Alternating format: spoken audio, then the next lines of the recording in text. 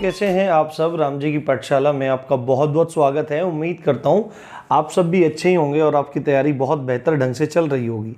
जैसा आप सबको पता है कि हम मूल विधि को कवर करने का प्रयास कर रहे हैं और अभी तक हमने 10 अध्यायों की, आईपीसी के 23 अध्याय हैं, उसमें से 10 अध्यायों की मुख्य मुख्य धाराओं को समझ लिया है और अब हम बहुत सेलेक्टिव धाराओं को पढ़ रहे हैं।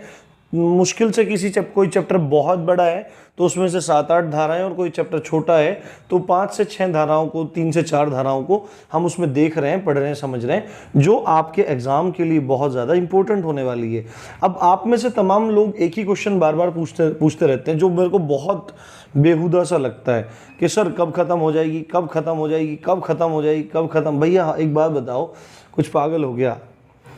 अब जो व्यक्ति कहता है उसके लिए बोल रहा हूँ, कुछ पागल हो गया भाई। अब एक बात देखो, अब मैं सब कुछ छोड़ दूँ क्या? अब मुझे क्या पता कब खत्म हो जाएगी।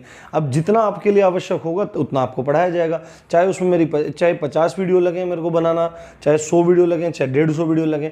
और वीडियो कोई 2-2, 3-3 घंटे की तो है नहीं, कोई 10 मिनट की वीडियो है, कोई 15 मिनट की वीडियो है, इससे ज़्यादा की वीडियो है नहीं। अगर कोई रेयर वीडियो आ जाए 30 मिनट की तो 15 मिनट की वीडियो देखने में आपको आफत आ रही है, जबकि आप पेड कोर्सेज खरीदते हो दुनिया भर के और उस पर आपको सुबह शाम तक क्लासेस मिलती हैं और रिजल्ट निकलता है 0। तो भाई इतना ज़्यादा परेशान मत होइए और अच्छे से अपनी पढ़ाई करते रहिए। इसी अच्छी बात के साथ हम आगे बढ़ते हैं आज। और ये देखिए, आप यहाँ पे लिखा हुआ है आईपीसी 1860 और आज है अध्याय 11। अध्याय जो 11 है वो विस्तृत है धारा 191 से लेकर और धारा 229 तक। धारा 191 से लेकर धारा 229 तक ये दिया गया है। और इस अध्याय का नाम क्या है, इस अध्याय का विषय क्या है? मिथ्या साक्ष्य और लोक न्याय के विरुद्ध अपराध। तो इसमें 2 टॉपिक हैं, मिथ्या साक्ष्य यानी कि झूठे सबूत। मिथ्या साक्ष्य, मिथ्या का मतलब होता है झूठा, साक्ष्य का मतलब होता है सबूत, है ना। ये इसके अलग मतलब आप जगत प्रसिद्ध शब्द जो प्रयोग होता है, झूठा सबूत। तो झूठे सबूतों संबंधित बात इसमें की गई है और लोक न्याय के विरुद्ध बात की गई है। कि लोक न्याय का मतलब क्या होता है? लोक न्याय का मतलब है कि सभी का जिसमें कल्याण हो रहा हो, जो सभी के लिए न्याय हो, उसको लोक न्याय कहते हैं। और उसके अंतर्गत मतलब सब चीज़ें ठीक ठाक चल रही हैं, नहीं चल रही हैं, अगर आप उन सब ठीक ठाक चल रही चीज़ों के लिए अगर प्रॉब्लम क्रिएट करते हैं तो आप अपराधी माने जाएंगे।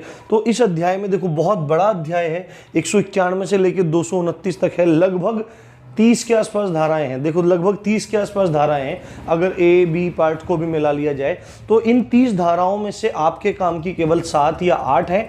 तो उनको पढ़ना शुरू करते हैं। और सबसे पहली धारा जो आपके एग्जाम के लिए मोस्ट इंपोर्टेंट हो सकती है आपके एग्जाम के लिए, वो है धारा 191। आपसे डायरेक्टली पूछेगा कि मिथ्या साक्ष्य की परिभाषा या मिथ्या साक्ष्य को आईपीसी की किस धारा में, किस सेक्शन में वर्णित किया गया है, बताया गया है। तो आप बोलेंगे धारा 191 में मिथ्या साक्ष्य को परिभाषित किया गया है। परिभाषा उसकी दी गई है, डेफिनेशन दी गई है धारा 191 में। और मिथ्या साक्ष्य कहते किसे हैं, झूठा सबूत कहते किसे हैं, ये बात बताई गई है। यदि कोई व्यक्ति जानते हुए, यदि कोई व्यक्ति है वो जानता है, क्या जानता है?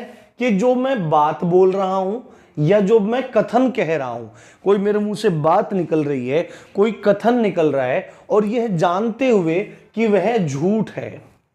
कोई व्यक्ति यह जानते हुए कि जो वह बात कह रहा है, वो जो कथन कह रहा है वो झूठ है और उसके बाद भी वो शपथ लेता है, कसम खाता है कि जो मैं कह रहा हूं वो बात सच है, जो मैं लिख रहा हूं वो बात सच है। तो ये जो उसने बात कही, कोई व्यक्ति जानते हुए कि जो बात कह रहा है और बोल रहा है वो बात झूठ है और उसके बाद भी शपथ खाकर कहता और लिखता है, तो ये चीज क्या कहलाएगी? ये जो शपथ पत्र तैयार होगा, जो शपथ पत्र तैयार होगा या सामने डायरेक्टली बोलेगा, तो वो किस श्रेणी में आएगा? वो मिथ्या साक्ष्य की श्रेणी में आएगा। वो मिथ्या साक्ष्य की श्रेणी में आएगा, वो झूठे सबूतों की श्रेणी में आएगा। 191 धारा ये कह रही है। उसके बाद धारा 192 क्या कहती है? मिथ्या साक्ष्य गढ़ना। मिथ्या साक्ष्य गढ़ना मतलब गढ़ रहे हैं आप झूठे सबूतों को क्रिएट कर रहे हैं आप। ये यहाँ पे तो परिभाषा है सीधे, देखो कहना लिखना उसके अंतर्गत सब आ जाता है। मिथ्या साक्ष्य का मतलब कहना लिखना सब आ जाता है। पर अब मिथ्या साक्ष्य गढ़ना, सीधे सीधे आपसे क्वेश्चन पूछा जाएगा धारा 191 में क्या है, तो सीधे बोलना मिथ्या साक्ष्य की परिभाषा है। और धारा 192 में क्या है, मिथ्या साक्ष्य गढ़ना, यानी कि आप झूठे सबूतों को रच रहे हैं, बना रहे हैं। कैसे बना रहे हैं, या तो आप किसी पुस्तक में या किसी अभिलेख में, अभिलेख हिंदी में होता है, इंग्लिश में होता है डॉक्यूमेंट। देखो जब आप परफॉर्मा कोई देखोगे, अभी जेल वार्डन का डॉक्यूमेंट वेरिफिकेशन और फिजिकल स्टैंडर्ड टेस्ट चल रहा है, तो उसमें डॉक्यूमेंट वेरिफिकेशन लिखा हुआ है अभिलेखों की समीक्षा। अभिलेखों की समीक्षा यानी कि डॉक्यूमेंट वेरिफिकेशन होगा। तो अभिलेख का मतलब होता है डॉक्यूमेंट, किसी पुस्तक में, किसी डॉक्यूमेंट में या किसी इलेक्ट्रॉनिक अभिलेख में, यानी कि जो कोई ऐसा आपका डॉक्यूमेंट हो जो ऑनलाइन है, जो आपके कंप्यूटर में है, आपकी इलेक्ट्रॉनिक डिवाइस में है, उसमें कोई प्रविष्टि करता है, उसमें कुछ चेंज करने का प्रयास करता है, उसमें चेंज कर देता है और उससे कोई भी न्यायालय का वाद या किसी का जीवन उससे प्रभावित होता है, तो यह एक अपराध माना जाएगा। और इसी घटना को, इसी कर्म को, इसी कार्य को मिथ्या साक्ष्य गढ़ना माना जाएगा। यदि कोई व्यक्ति क्या काम करता है, पुस्तक में, किसी डॉक्यूमेंट में, किसी इलेक्ट्रॉनिक डॉक्यूमेंट में कोई प्रविष्टि कर देता है, कोई चीज अपनी तरफ से बढ़ा घटा देता है, तो उसको मिथ्या साक्ष्य गढ़ना माना जाएगा। अब धारा 191 में कह रही है मिथ्या साक्ष्य की परिभाषा, धारा 192 में कह रही है मिथ्या साक्ष्य गढ़ना, और धारा 193 में क्या कहती है कि यदि कोई मिथ्या साक्ष्य गढ़ता है, बनाता है, पेश करता है, तो उसका दंड क्या होगा। यदि झूठा साक्ष्य, झूठा सबूत न्यायालय के सामने पेश करता है, यदि झूठा सबूत न्यायालय के सामने पेश करता है, तो 7 साल तक की उसको जेल हो सकती है। और यदि किसी लोक सेवक के सामने, किसी पब्लिक सर्वेंट के सामने झूठा साक्ष्य पेश करता है, तो 3 वर्ष तक की सजा, 3 वर्ष तक की जेल उसको हो सकती है। तो आपको ये याद रखना है, यहाँ पे ये 4 धाराएं साक्ष्यों से रिलेटेड हैं, जिसमें धारा 191 में कह रही है झूठे साक्ष्य की परिभाषा, मिथ्या साक्ष्य की परिभाषा। दूसरा 192 में कह रही है मिथ्या साक्ष्य गढ़ना, बहुत इंपॉर्टेंट है। तीसरा है मिथ्या साक्ष्य के लिए दंड, अगर न्यायालय के सामने बात आ रही है तो 7 वर्ष का कारावास, लोक सेवक के सामने पेश कर रहे हैं तो 3 वर्ष का कारावास। और यह भी बहुत ज्यादा इंपॉर्टेंट है, सेक्शन 201 201, यदि किसी सबूत को नष्ट करता है या छुपाता है। आपने देखा होगा ना, बहुत सारी फिल्में देखी होंगी, बहुत सारे सीरियल्स देखे होंगे, उन सीरियल्स में क्या होता है कि सबूतों को नष्ट करते हैं, चाकू फेंक दिया, है ना, कोई भी सबूत कुछ भी हो सकता है, चाकू फेंक दिया, किताबें फेंक दी, रुमाल फेंक दिया, जो भी अपराध से संबंधित है। तो यदि उन साक्ष्यों का विलोपन करता है, विलोपन करने का मतलब छुपाता है उनको, या साक्ष्यों को नष्ट करता है, यदि कोई व्यक्ति, धारा 201 क्या कह रही है, यदि कोई व्यक्ति साक्ष्यों का विलोपन करता है या उन्हें नष्ट करता है या करने का प्रयास करता है, तो उसको दंड मिलेगा 7 वर्ष का कारावास, उसको 7 साल की जेल होगी। ऐसा धारा 201 कह रही है। उसके बाद आगे ये 4 धाराएं याद रखनी है। 191 में मिथ्या साक्ष्य की परिभाषा, 92 में मिथ्या साक्ष्य गढ़ना, 93 में मिथ्या साक्ष्य का दंड, और 201 में साक्ष्य को छुपाना या साक्ष्य को नष्ट करना। ये चारों बात आपको याद रखनी है। शॉर्ट में अपने पास लिख लीजिए, शॉर्ट नोट्स बनाइए और रिलैक्स तरीके से पढ़ते रहिए। मुश्किल से 10-15 मिनट की वीडियो होने वाली है, आधी हो चुकी है, आधी अब हो रही है। अब सेक्शन 216A बहुत ज्यादा इंपॉर्टेंट आपके लिए है।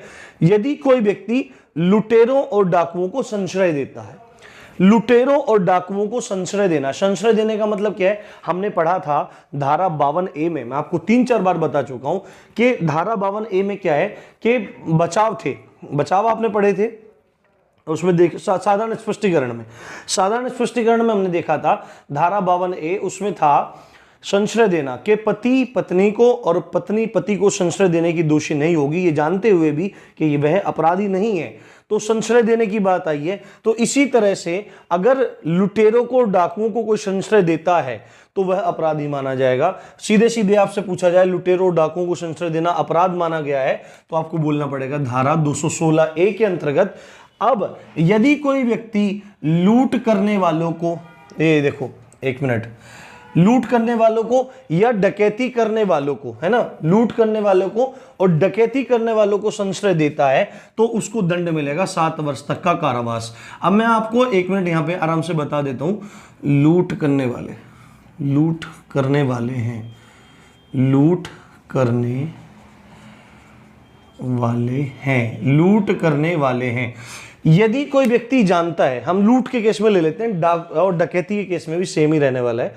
यदि कोई व्यक्ति जानता है कि ये 5, 6, 7 आदमी जो भी हैं, अभी लूट और डकैती को हम आराम से पढ़ेंगे आगे जाके, कि कुछ लोग हैं कि वो जो लूट या तो करने वाले हैं, उस व्यक्ति को पता है, जो आदमी संशय दे रहा है, या तो उसको पता है कि या तो लूट करने वाले हैं या लूट कर चुके हैं, और ये जानने के बाद वो उनको संशय देता है। वो क्या करता है? उनको संशय देता है, शरण देता है। साथ में यदि लूट करने वाले हैं तो उनकी लूट को सुकर बनाता है, यानी आसान बनाता है, उनकी मदद करता है, तो वह व्यक्ति दोषी माना जाएगा और उसको 7 वर्ष तक का दंड दिया जाएगा। 7 वर्ष तक किसको? जेल होगी। और सेम मामला डकैती केस में है। यदि कोई व्यक्ति डाकुओं को ये जानते हुए कि ये डकैती डालने वाले हैं या डकैती डाल चुके हैं, या डकैती का डालने में उनको सुकर बनाता है, डकैती को सुकर बनाता है, आसान बनाता है, और इस भावना से उनको संशय देता है, तो भी उसको 7 वर्ष का कारावास मिलेगा। सीधी सीधी बात यह है कि डाकुओं लुटेरों को संशय देता है जानते हुए भी, और उनको शरण देता है, तो दंड उसको मिलेगा, वो अपराधी माना जाएगा धारा 216(a) के अंतर्गत, और 7 साल की इसको जेल होगी। अब मोस्ट इंपोर्टेंट, आपने देखा होगा बहुत सारे न्यूज चैनल्स जो होते हैं वो रेप पीड़िता का चेहरा नहीं दिखाते, ब्लर कर देते हैं, ब्लर है ना, आपने देखा होगा, ब्लर कर देते हैं। या जो रेप पीड़िता होती है उसके माँ बाप को, उसके परिजनों को, सबका चेहरा ब्लर करके दिखाते हैं, सबका चेहरा एकदम कंप्लीटली ब्लर करके दिखाते हैं। ये ऐसे ही नहीं है, ये कानून है। और कानून क्या है? ये धारा आपके लिए बहुत ज्यादा इंपॉर्टेंट है। देखो, आपके लिए जो इंपॉर्टेंट है मैं वही करवा रहा हूं। धारा 228(a), यदि कोई न्यूज चैनल हो, कोई व्यक्ति हो, कोई भी हो, यदि रेप पीड़िता की पहचान को प्रकट करता है, यदि रेप पीड़िता की पहचान को प्रकट करता है, समाज को बताता है कि ये रेप पीड़िता है, जानबूझ के खोलने का प्रयत्न करता है, मीडिया है अगर कोई ऐसी, तो वह दोषी माना जाएगा धारा 228(a) के अंतर्गत, और उसको 2 साल तक का कारावास हो सकता है। एक तो वैसे ही रेप पीड़िता वैसे ही मानसिक रूप से परेशान रहती है, उसके बाद उसका प्रचार कर दिया जाए कि रेप पीड़िता है, रेप पीड़िता है। अगर उसकी जिंदगी कुछ अच्छा होने का प्रयास, अच्छा होने का भी होगा, तो उसकी जिंदगी वैसे अच्छी नहीं होगी, नरक हो जाएगी।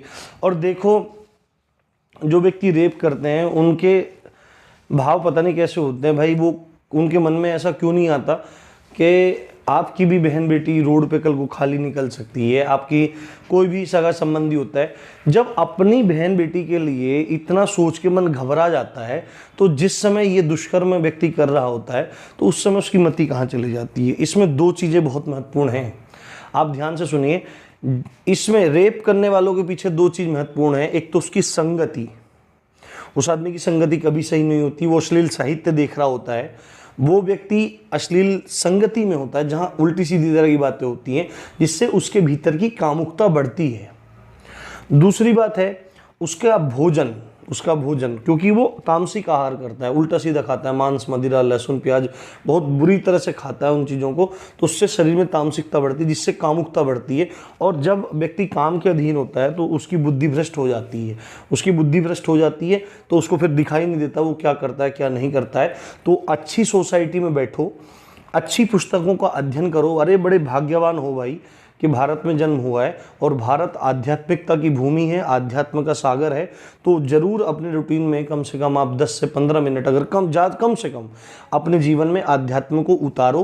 कोई भी आध्यात्मिक पुस्तक पढ़ो, जो भी आपको अच्छी लगती है, रामायण, गीता, महाभारत, जो भी आपको अच्छी लगती है उसका अध्ययन करो 15 से 20 मिनट, तो आपके जीवन में जरूर बदलाव आएंगे और कभी भी गलत विचार आपके मन में नहीं आएंगे। साथ में अपना भोजन भी अच्छा रखिए, भोजन अच्छा रखने से शरीर भी सही रहता है और मानसिक संतुलन भी आपका बना रहता है, विचार भी सुंदर आते हैं और नित्य प्रगतिशील हो जाता है वह व्यक्ति।